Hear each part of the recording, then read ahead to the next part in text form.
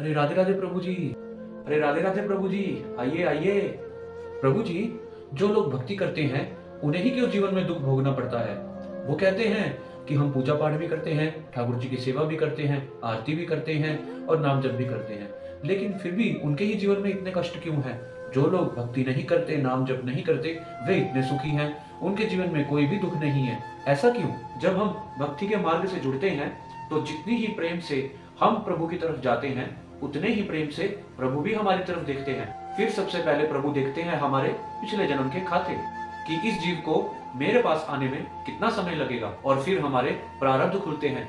लेकिन याद रहे, यह एक सजा नहीं है, यह तो उसकी कृपा है। उस कृपा के अंतर्गत यह आत्मा के लेसन्स होते हैं। फिर उस जीवात्मा के जीवन में दुख आते हैं, ताकि उस जीवात्मा को जल्दी से लेसन सिखाया जाए, जिससे वह उन लेसन्स को सीखकर अपने प्रिय प्रीतम से मिल सके।